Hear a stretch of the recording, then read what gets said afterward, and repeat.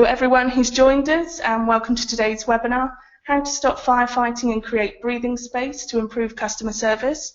I'm Rachel Boynton from Call Centre Helper. Jonty will be back with us next week, but don't worry, I run all the behind the scenes stuff normally, so you're in safe hands.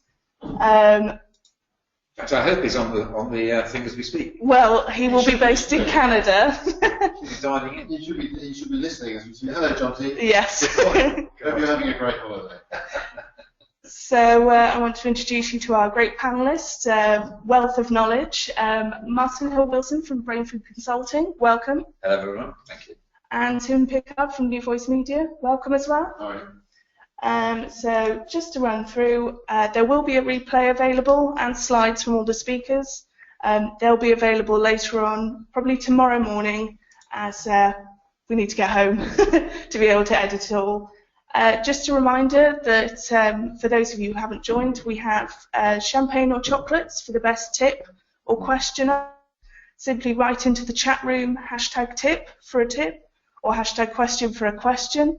The chat room is available here on callcenterhelper.com/chat, and with the added bonus that you can download the webinar slides. They're available on this link at the top, and you can also download the chat log afterwards. So don't forget to send in your questions. Right, I want to start today with a poll. Is there a culture of continuous improvement in your contact centre? So vote now. Let's see.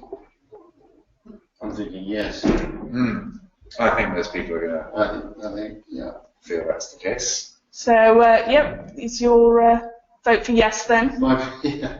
I think the overall majority would say. I'm going to guess 72%. Very specific. That on the Yeah, it's going to be higher. I'm going higher.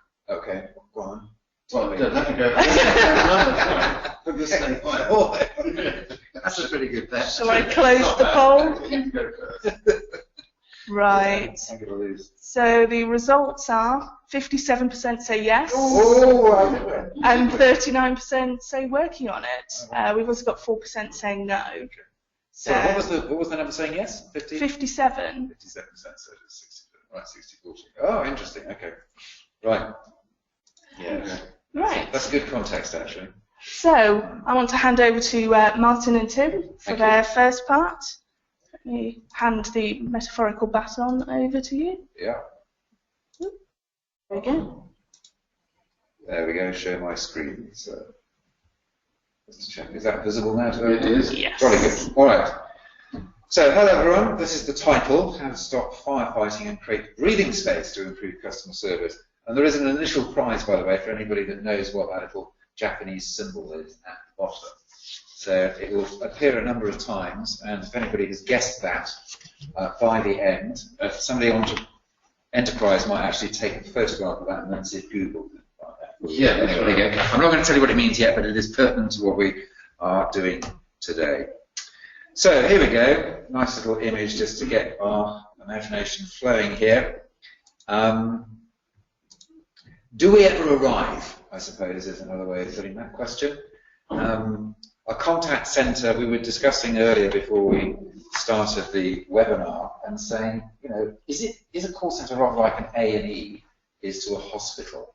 You know, it's the place at which we receive the unexpected, the emergencies in life on behalf of our customers, and in spite of little budget, occasional strikes, and a very demanding environment, nonetheless, by and large, one receives excellent service in spite of. And yet, in those kinds of environments, it's very difficult to have a sense that you get on top of things. You're only really as good as your next impending triage. So, is that our experience? You know, that really, if you are somebody that likes things to be organised and a sense of progress, is it always frustrating? Because, in fact, you know, the light at the end of the tunnel has been switched off. I mean, without kind of getting too deep into it, I think that depends on what that light is. You know, if you think that that light is retirement. yeah, you get nearer and nearer out, sure.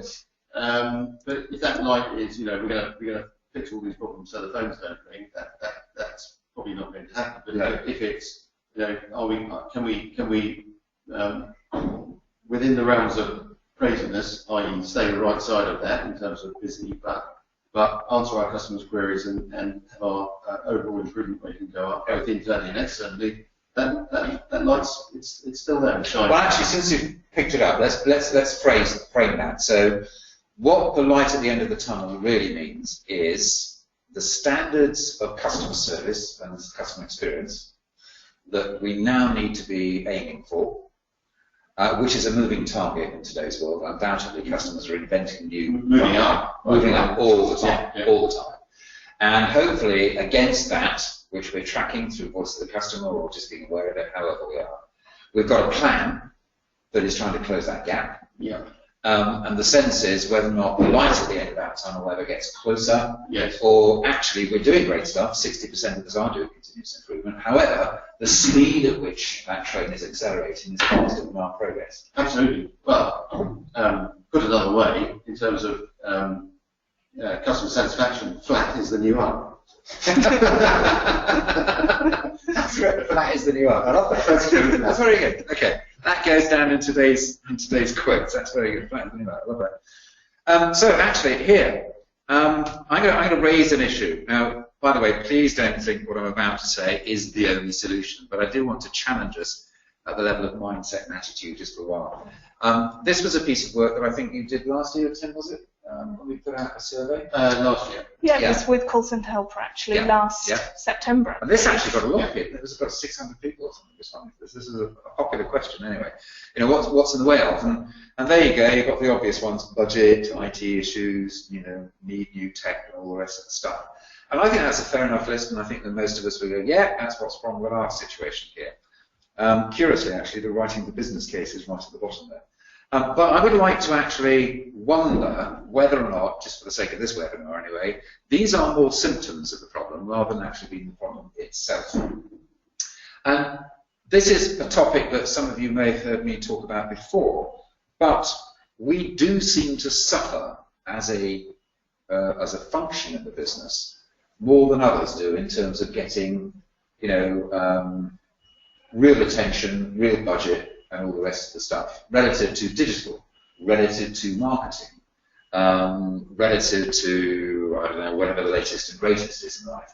And, good old customer service, dealing with the problems. Yeah.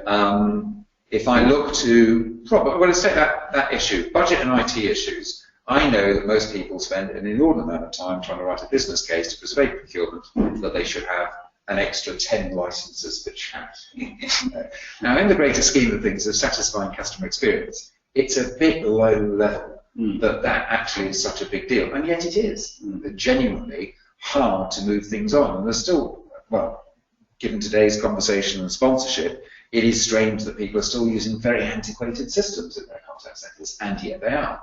And the barriers will be that they have not managed to justify that yet in their organisations. And yet at the same time, around the boardroom table, there will be conversations going on about, CX and customer engagement and the strategic importance of service. Well, I think that you hit the nail on the head there, really, because you talk about sales and marketing and the things that drive the front end of the business being I wouldn't say they're showered with cash, but yes, they tend to be better funded than traditionally the contact centre has been. Yeah. And I think that is very much dependent on the attitude that the executives have to how much does customer experience drive value in the business. Yeah. And when you connect those dots together, it becomes significantly easier to have that budget level discussion in a more positive way. Yes. But you've got to get those dots joined up, otherwise you're going to be always the desire will be to drive down cost. Yes, rather than justify value. Exactly. Yeah. And so one of the themes I want to put across today, which is why I put that question mark at the top there, just symptoms, is I do think there is a certain amount in our gift here, which is to do with the way that we set up the argument, we set up the discussion, we justify our existence and our value, and relative, as I said, to other departments, we're still not as good as we could be and should be as far as that's concerned. And the curious thing is, being A&E, being firefighting, being multitasking, we're not very disciplined at reflection, at thinking strategically, and putting our argument and best foot forward. That's what I would say. Right, because a lot of what happens is reactive. Yeah. And if you remain in reactive mode, it's very difficult to get into that kind of planning, proactive, forward thinking. How do we manage this change whilst still reacting to what's coming in front of us? And that is one of the disciplines I think that I'd like us to think about, during this webinar, which is how can we get a better, more disciplined balance between being in A&E, which, by the way, is all hands on deck. There's no doubt about that. You've just got to give it your all. But also getting into a totally different mindset of reflection, of thinking, of deciding where we're going to go and how we're going to make progress. And you can't mix those two worlds up together. And curiously, time itself is a very strange thing. If you don't create time, it takes you over. And it will never turn up a point where somebody goes, let's think strategically. It just never turns up. You've got to manufacture that space, and you've got to manufacture those experiences to allow you to move into that particular space. Yeah. So I think that's one thing I want to make. And this is actually said on the next slide here, which is, how we work dictates the experience of work. And at the end of the day, we spend our time surviving our to-do lists. Now, I would say my observation about contact center folk who are in team leading positions, site management positions, is they are very good to-do list people, without a shadow of a doubt. The next urgency turns up, it sits on the list, it gets prioritized, triaged, it gets dealt with. There's always a bunch of very well organized people who are walking around getting stuff done. But I would also say that in addition to that, we've got to have time to reflect, on what matters. Because again, the difficulty here, well, let's take the NHS just as we're talking about it. The bigger picture of that problem with A&E is, I'm sure there are better ways to deal with A&E. They've had a lot of discussion about queue management for a start. That's an interesting point. How do you get better? All of us. Some of the stories, for example, about why people sit in A&E is pathetic. My toe hurts, I'll go to A&E. Well, clearly, there's better ways of dealing with that than that. So the ability to triage and be relevant in our world would probably be self-service, actually, at the end of the day. But behind that is a bigger picture, which is the world's changing, a lot more aged folk turning up. How are we going to fund that as a nation? That's a big picture. That's exactly the same as saying, in a world of changing customer experience, how are we going to manage that? I was just thinking of those people who just started into the webinar, Health Secretary Jeremy Hunt, explaining how he's going to fix the NHS. That's right. Here we go. We will stop the strikes. Anyway, smarter is better than harder. So here's my little silly aphorism for the day. But, do we really actually prize that point that smarter is better than harder and effective is better than effort at the end of the day? Because clearly, nobody will ever manage to resource a customer service environment to the point at which it's the Carlsberg effect. In other words, they've got people snoozing at the table because they've got too much surplus capacity. They've bought every single shiny piece of tin from every single vendor, you know what I mean? And NPS is 150. It's not going to happen.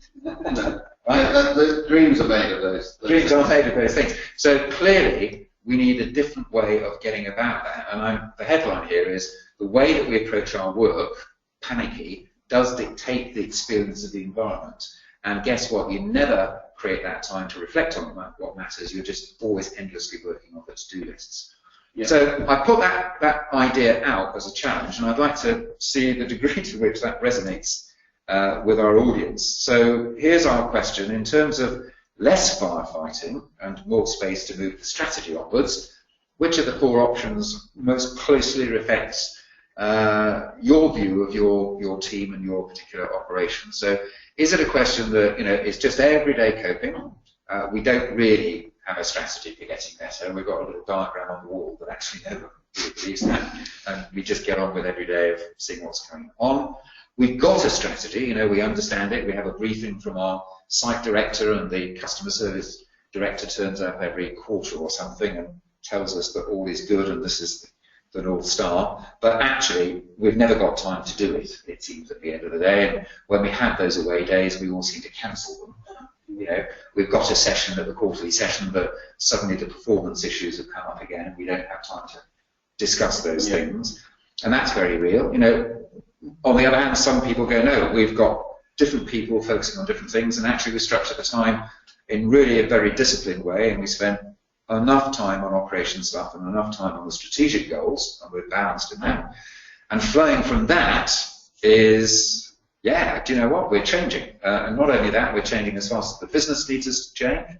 We're changing as fast as the customers are expecting us to.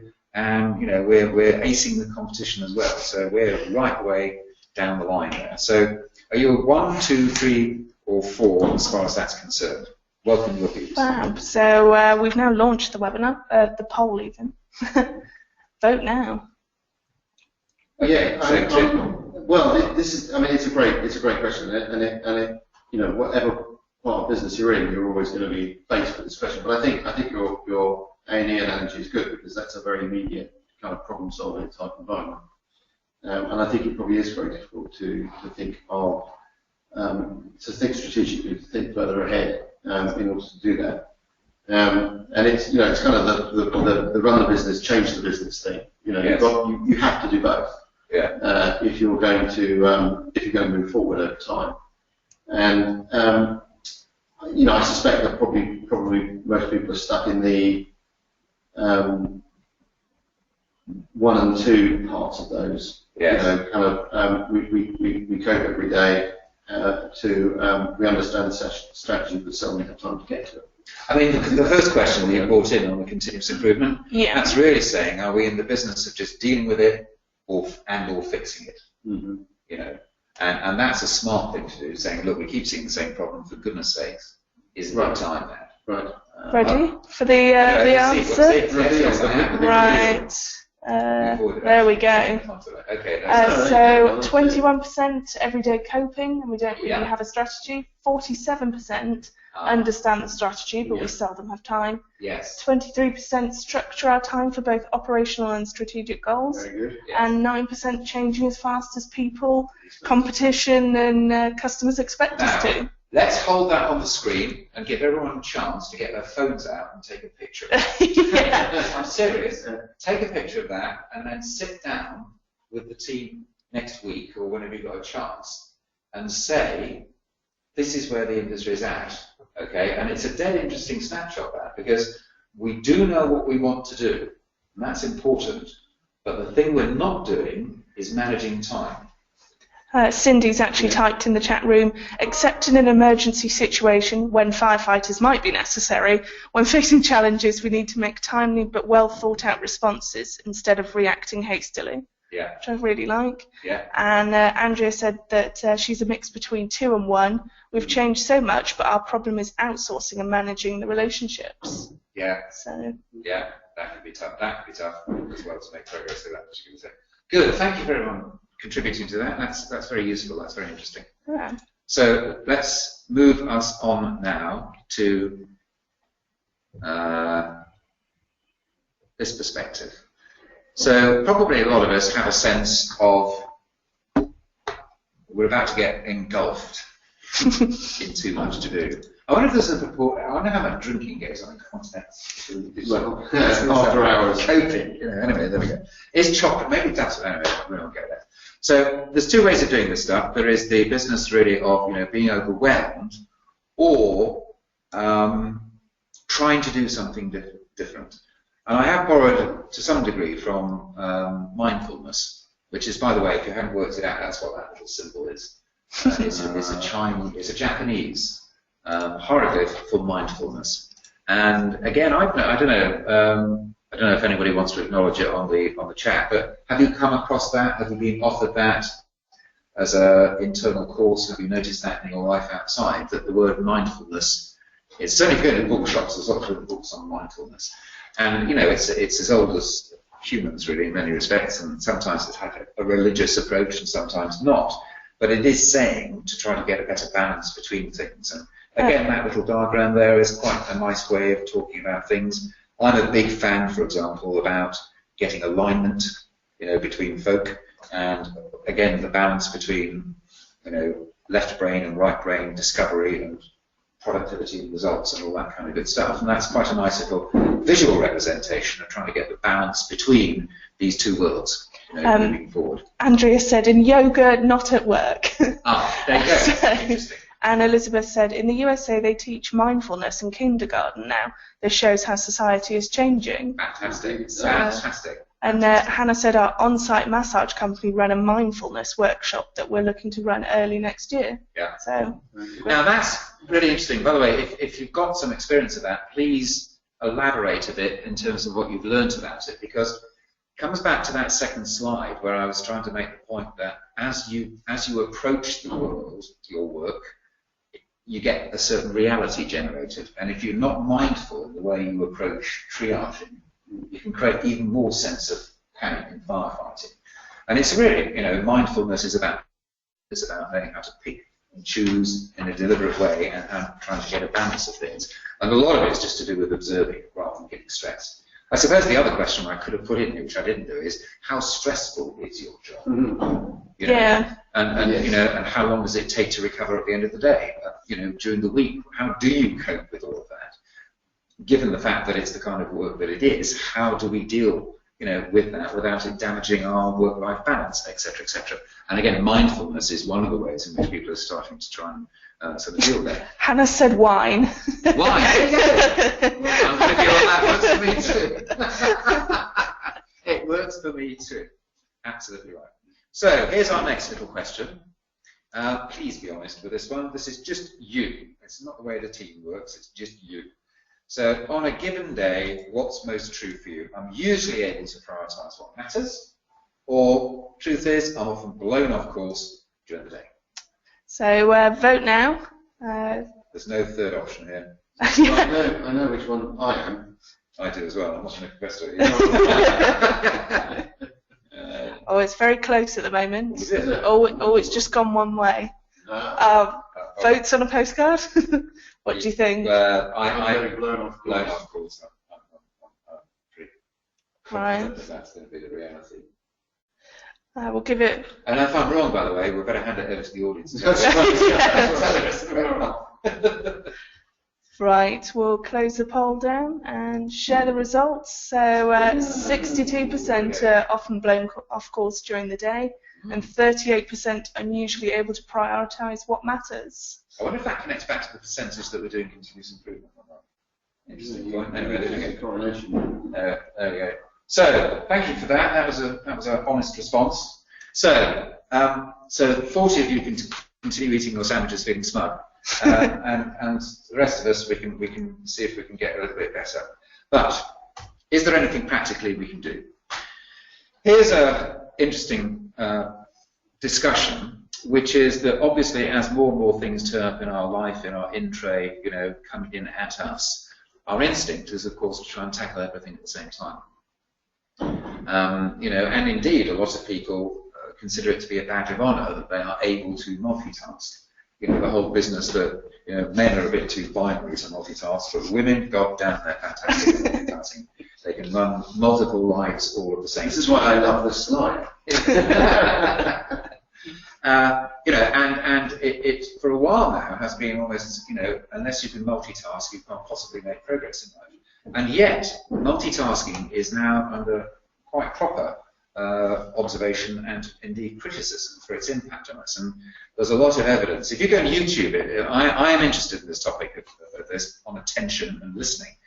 I did a course once on active listening, and the interesting thing is that can you listen as well as do a bunch of other things in a contact center? And if you think about customer experience, do you actually need to take all of your attention just to laser focus?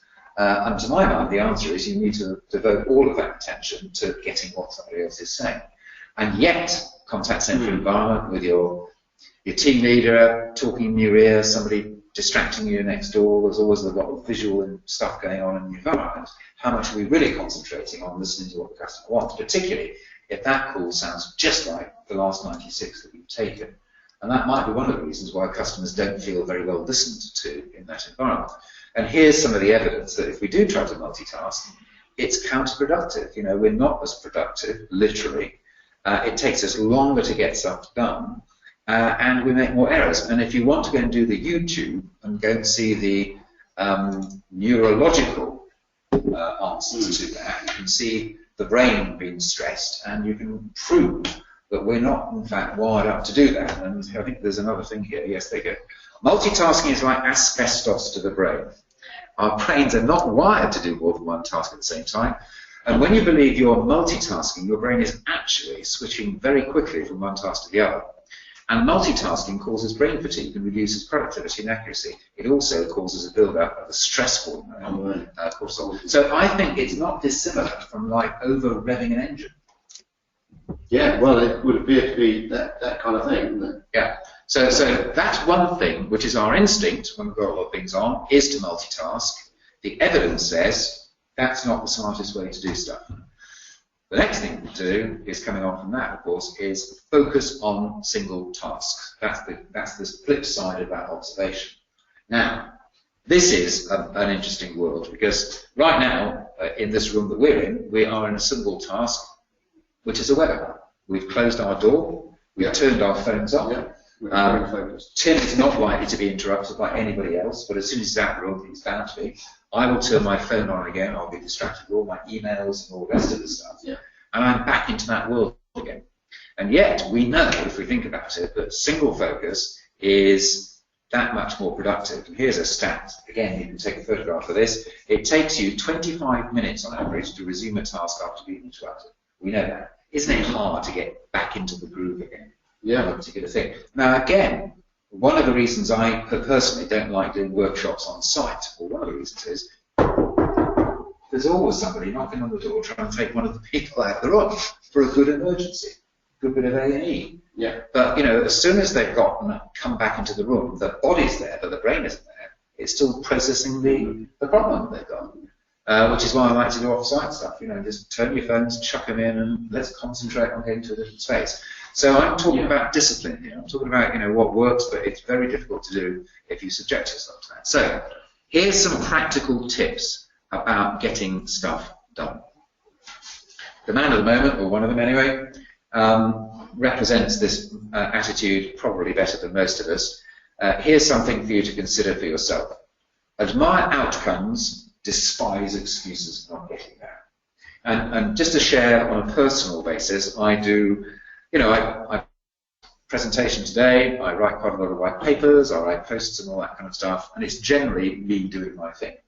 You know, in the middle of this, I will get phoned by Tim and lots of other people during the course of my day. My daughter comes back from work, you know, no, work, I'm not talking about from school, at 3:30, 4 o'clock. There's a very high requirement for me at that particular point to play Minecraft and Animal Jam. Right. You know, we've got tea in the evening and a whole bunch of stuff that turns up. I've got lots of reasons to get distracted during the course of my day. But one of the disciplines I have for myself is I don't like to get through any day without some kind of outcome. You know, I've written this webinar. I've completed that particular thing. Because otherwise, although I am in fact probably trying to deal with 4 or 5 deliverables at any one stage, if I don't get them done, everything's in a state of completion. Yeah. And I feel much more exhausted by the end of the day if nothing's got done than if I've achieved some stuff. And we are very simple as human beings in that respect. You know, we need to be able to reward ourselves with a sense of progress. And particularly when you've got a lot going on, it's an important psychological management of your well-being to have arrived at a certain destination point. So admire outcomes, despise the fact that you've been pushed off, whatever like that, because Mo doesn't get to win in the way he does by giving himself excuses. Yeah. So you need to well, I think it's also being very focused and very single-minded. Yes. Is kind of the message from that as well, I think.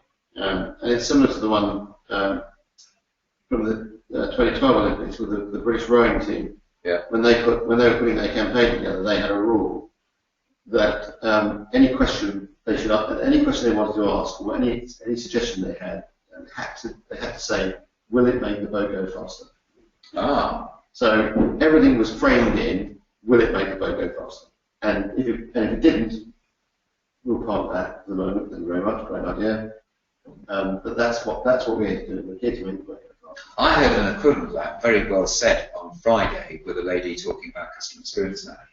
And she said, define your customer outcomes through your customer journeys, and then you ask yourself a simple question: does it make that outcome happen or not? Yeah. And they talked through the case history with it's a well-known grocer in the UK who went through that process of eliminating anything that didn't add to that customer outcome. And that was interesting because they suddenly freed up a ton of time and discovered the rest of it in that, by that definition, was irrelevant. Right. Also interesting that you say single-minded. So we don't use the language, but multiple-minded is the equivalent of multitasking. Yeah. Isn't it interesting? So again, the language, we reflect efficiency and effectiveness through, it's a functional concentration, isn't it? Yeah. Will. Well, I think it's a useful lens that you just said there. You know, whatever it is that's important to your outcome, might be your customer outcome, as you described it. You know, if you put that lens on everything, it will free up time. Because you find you do stuff that actually does not matter. It's all good and it's all, but actually it doesn't do the thing that you're there to do. And maybe one of the points that we're trying to get to here today is if you are that over, if you have so much firefighting, you lack discrimination. You're just like another person coming into AE, whereas actually you say, do you really need to be here? This is a finger which looks a little swollen. Do you really need to be asking us to deal with this? And there ought to be some discrimination. I'm saying, no, you don't deal with it in this way. So, next idea. It's an old quote, but it's a classic, so therefore it's worth restating every so often. Stephen Covey, if you've never read him, wise man, unfortunately now not with us, but wrote a lot of really, really great stuff. And one of his little sayings in life was the key is not to prioritize what's on your schedule, that to-do list, but it is to schedule your priorities. Now, of course, that's more clever than it sounds, because unless you know what your priorities are, you can't do that. And again, the idea of being punch-drunk through too much to do and firefighting means you start to lose that discrimination about what matters. You're willing, signed up for the army, but you've got no brain sense in terms of picking out the important targets. I've put it another way around and said self-management is all about focusing on what matters and knowing when to ignore the inbox. Now that is political, that statement, because in that inbox will have been your team leader, your manager, somebody even more senior, possibly even a customer, wanting to divert your attention. And at the end of the day, with a finite amount of time, you're not going to get all that stuff done. What matters most to you at the end of the day? And there is now a healthy culture in our call centres of self-management, as we move away from hierarchical stuff. So this comment I'm making extends through to the advisor community as much as the team leader and the site management. We need to be working in a culture that says you manage yourself, you manage your time.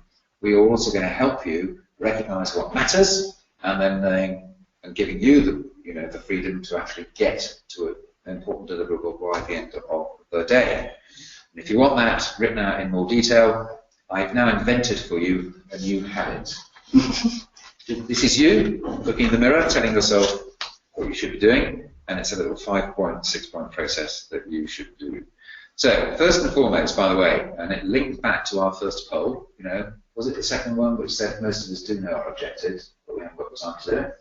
Yeah. So that's what we mean by that. What's your customer service North Star, And it's not, actually North Star for me is a little bit better because objectives will change year in, year out, but there is a North Star, an abiding sense of where we're going towards, right? What matters as far as everything else is concerned, your outcome, what's your North Star?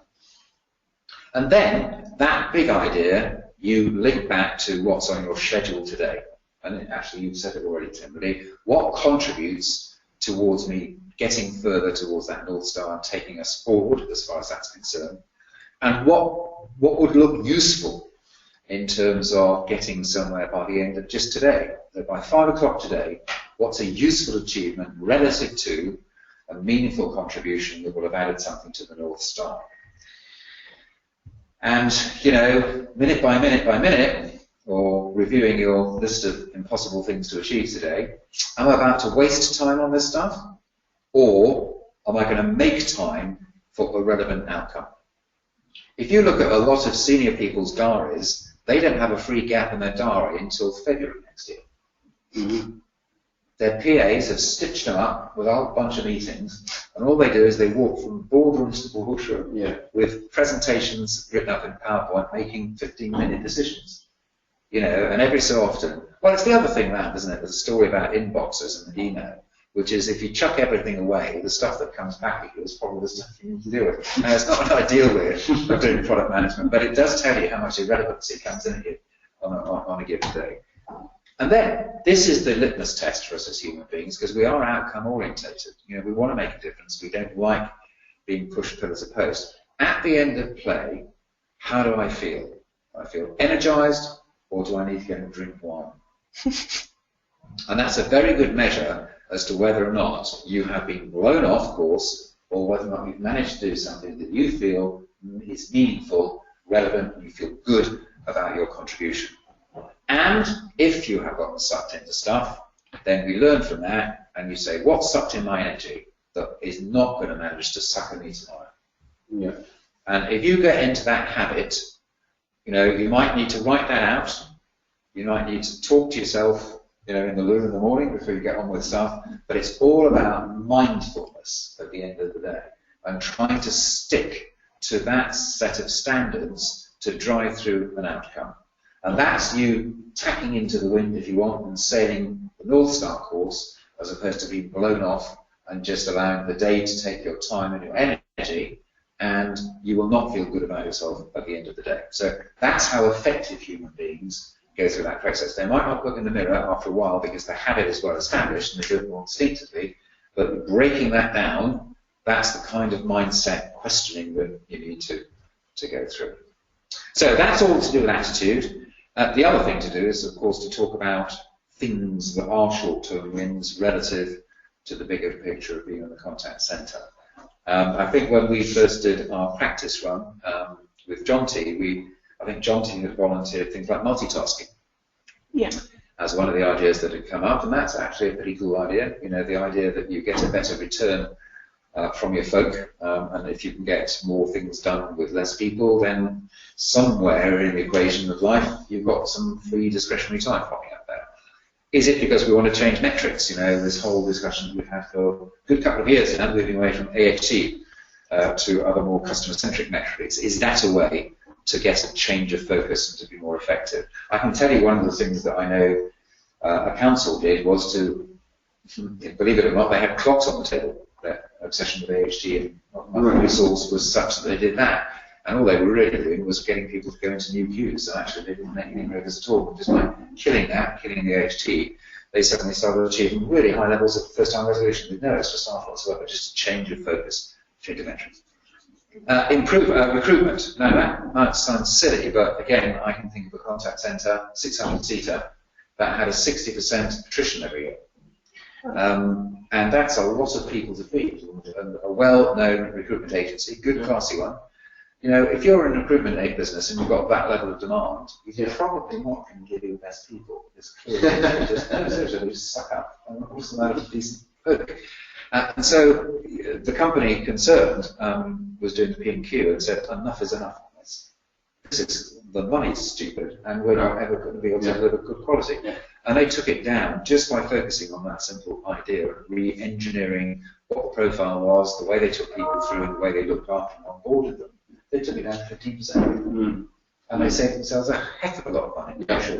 I imagine customer satisfaction went up as well. Absolutely right. Yeah. Absolutely right. And they had just got into a habit of believing that was inevitable, people where they were, competition for the seas. It wasn't to do that at all. It just got out of a good habit into a very bad habit. And some companies, I know it's not as many as it used to be, but are still on scripts. And again, that's transformative if you can free people up from that, because it's not just, it's just actually a waste of time scripts. And it doesn't allow an improvisation. It's not very good for CX. It doesn't really energize people. I bet there's a correlation between scripts, for example, and attrition. It's very boring. You know, so there's a lot of things that you can actually raise as topics and you know, make some progress on. But I'm just thinking that short-term wins is one way of looking at that. The other way of looking at it is to say that that's a catalyst for change. Yeah. So what you described there in terms of the attrition rate, you know, it's a catalyst to say, okay, we're doing something wrong. We have to look at how we manage this. Now that's an extreme example of, you know, but that's Jim Collins' good to great. Yes. Good is the enemy of great. Yes. If everything's okay, you're not going to change it. No. But if suddenly you're faced with a challenge like that, you're going to do something about it. You're going to get to the root of the problem. Yeah. you're going to do your root cause analysis, you're going to find out what it is, and by the way, that is your catalyst for changing a lot of other things as well. Yes. So, you know, if you're kind of getting reasonable customer sat scores, if you're kind of getting your personal resolution in a reasonable kind of level, if you're kind of okay, that's going to hold you back actually. It is. And you know, let's take that as a case in point. If I'm losing 40%, 60% of my people every year, you can bet you that that's one of the emergency projects. Yeah. So it's going to be terrific. Upheaval from the team leaders, the schools aren't going to be good. You're constantly interviewing because it is a skilled thing, and the people aren't staying very long, and then the training people having to rewrite the induction course. There's a lot of drama around it. And that's one of 6 things that you're doing. And you're stuck in firefighting. It never gets any better. And somebody needs to call the shots saying, it's not that we're not recruiting well, we're just doing it wrong. It's just not working. Yeah. So again, back to my point, the ability to say what's relevant, what matters, rather than just doing the job indiscriminately. We've got to say, is this the best way of getting on with it? Clearly 60% of the time we're trying to improve, but the rest of the time it's just... Anyway. So, question back to you guys. Where are we at in terms of... Oh, sorry. One more question, really, before I give you an opportunity to comment. The other place to look, by the way, for those short-term opportunities is social. And guess what? And I've just been doing some work recently on social customer service. And these are all, these are actually all banking examples. I've got a couple of American ones and one UK one here. And what has been of interest to me, and I'm really not calling out individual brands here, it's not my intent to do this, I have noticed a lot of times on social that we are seeing things go wrong, and we seem to have a tolerance for them being repeated over and over and over. And in each of those situations, you know, waiting too long to have an online password reset. Why? You know, okay, it's happened this time round. It's a silly thing, but how is that picked up? And again, I know from doing a number of conferences on this, when you ask the audience, have you also got continuous improvement built into your social customer service? Are you getting smarter over time? It's not what you would hope, which is, yeah, absolutely we do. No, not at all. We haven't got strong connections there at all. Our job is simply just to get them off social onto a private channel and deal with it. You know, at the end of the day, rather than going, that's a silly waste of time and for the customer, etc. Forgot my password, can't reset it without a card number. Travelling without a card, need to send an online payment, can't call abroad. I cannot tell you. It's a little less in the UK. In America, it seems to be we're going outside of America. You know, we're going to Europe, we're going to Far East. It's massive for them in terms of saying what's going to happen if my card doesn't work or it's stolen. And there's loads and loads and loads and loads of examples of that. And you just thought somebody would have stepped back and gone, that's a common customer journey.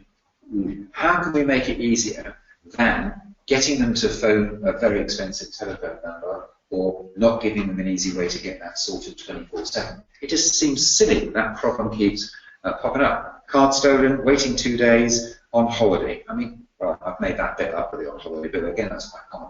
Why do people allow that to be the case? You know, if you're looking at the points at which it matters to customers, that's got to be one of the big ones, isn't it? Like an insurance company, if you don't pay me the claim, that's probably the end of our relationship. It's a moment of truth, that, isn't it?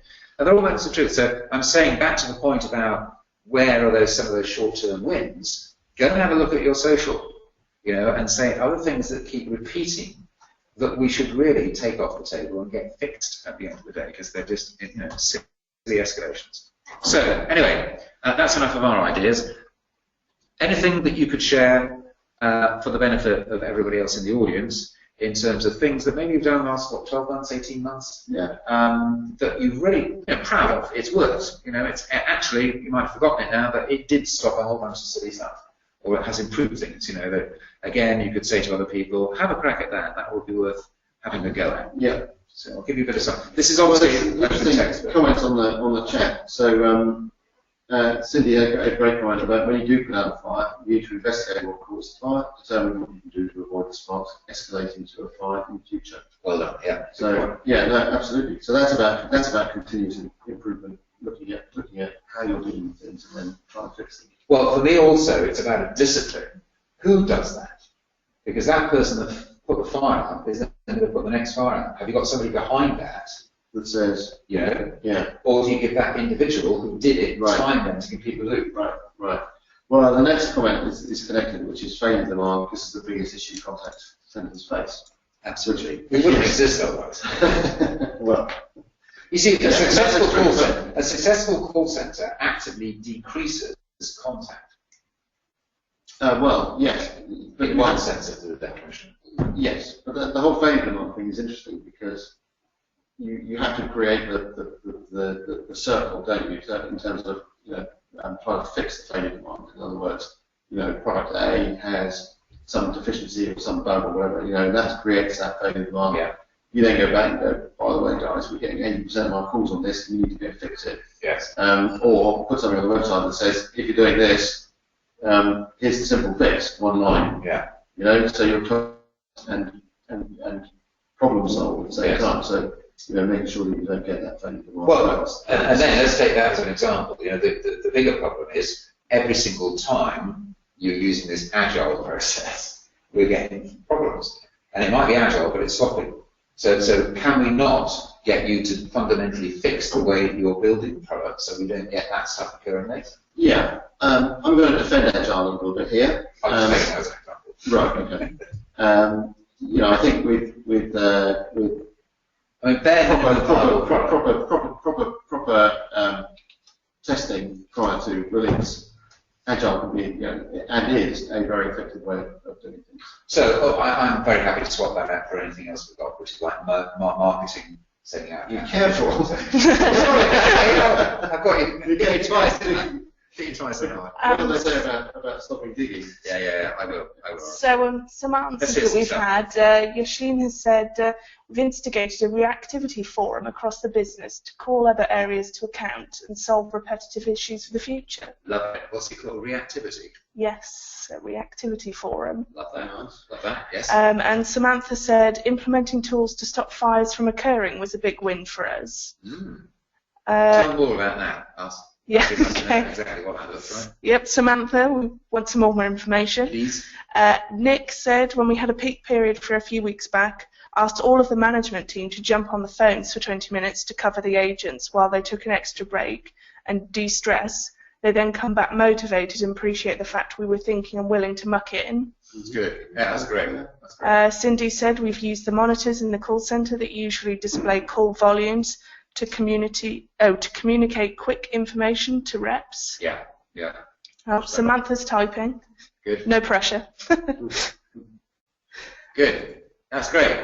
Yeah. Okay. Good. So thank you for that, everybody.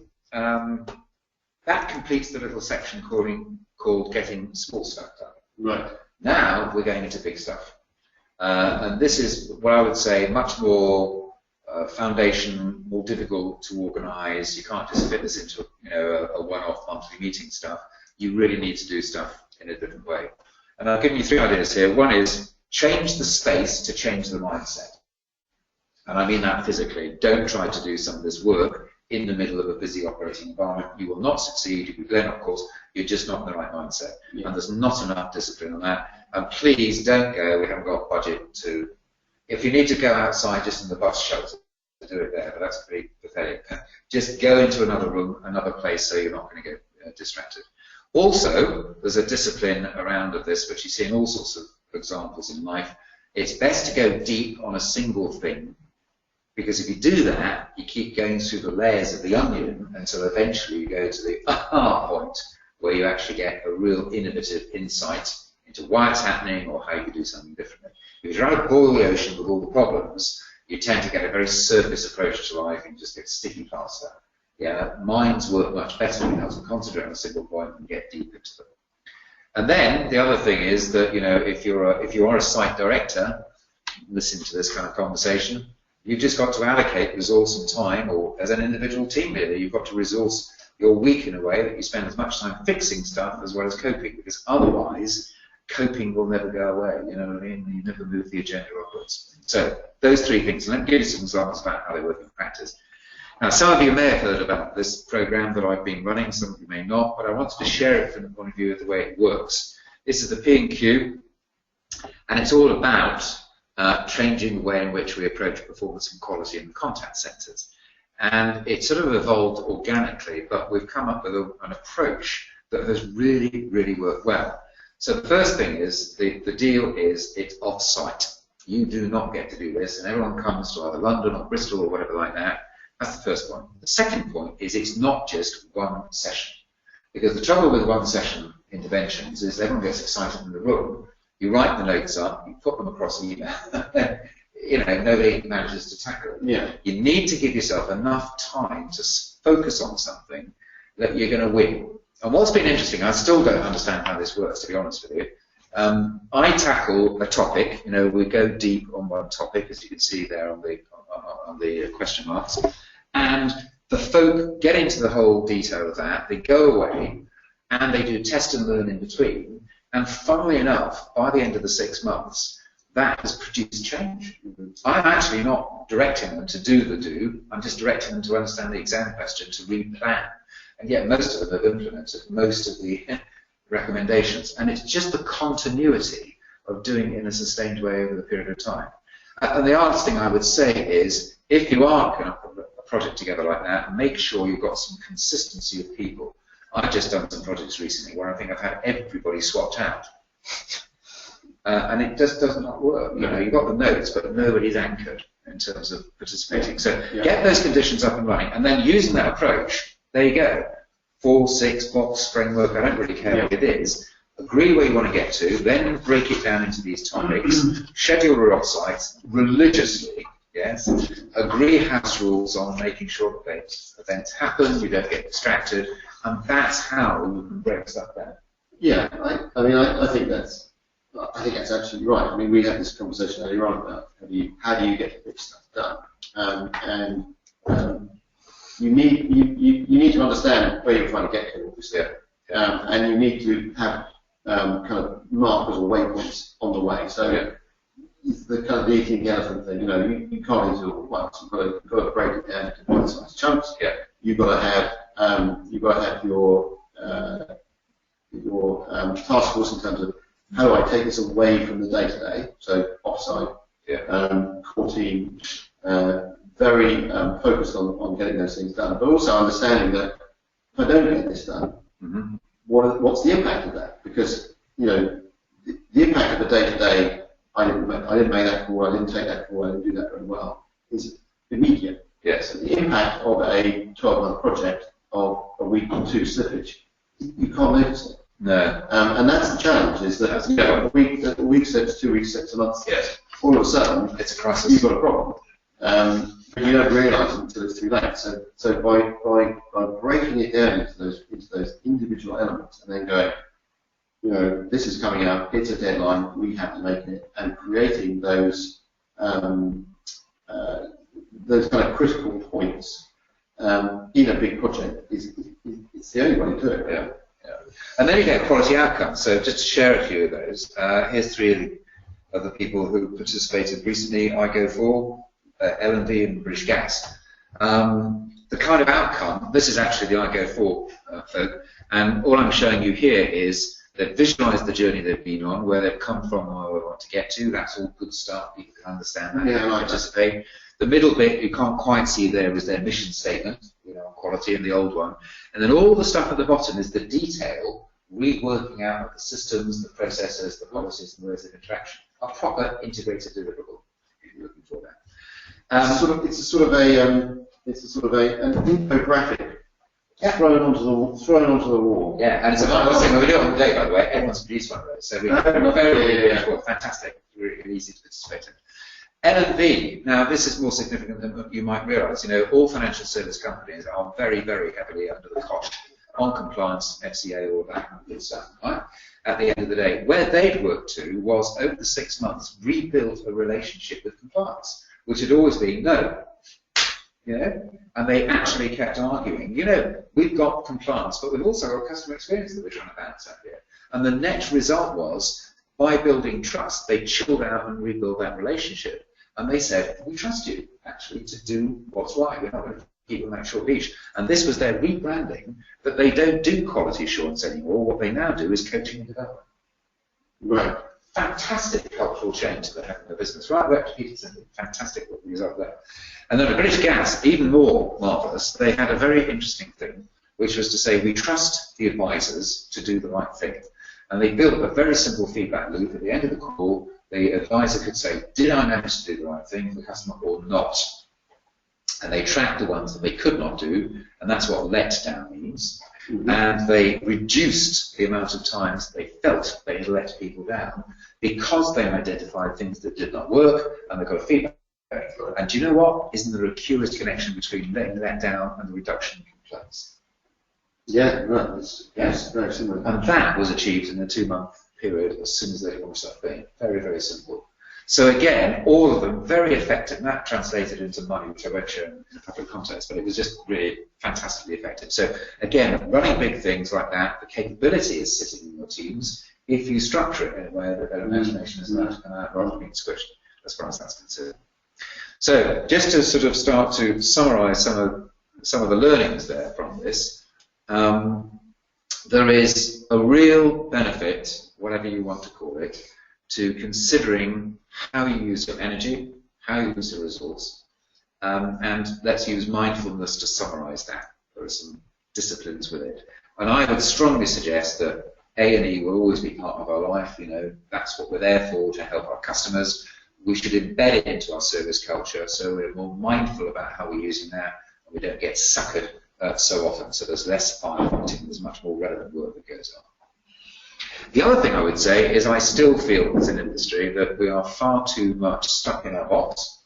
I do hear a lot of people say, this was a fantastic conference, this was a marvellous event. We haven't done it for ages. Yeah. And, you know, and the world that they're existing in, the hermetically sealed bubble that is the call centre world, is so absorbing that we never get out. And the reason we're getting out in today's world is there's a lot going on. And you've got to keep up to speed. So back to our first point, you know, that receding light at the end of the tunnel.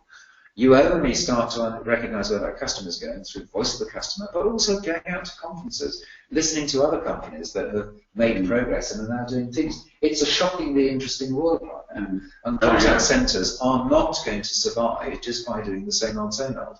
So, you know, it's difficult to do, but if you're a site manager listening to this, give some guys some slack here and let them and insist that they go out to some conferences and go visit. I mean, there are a lot of good things, just site visits. I think the contact centre is a strong marketplace for visiting stuff. But anyway, get out more. Get out more. Here's a simple thing. Again, you might want to debate this one time and say, do we really live and breathe this stuff? But elevate simple to be your top aspiration. There is no virtue at all making life difficult.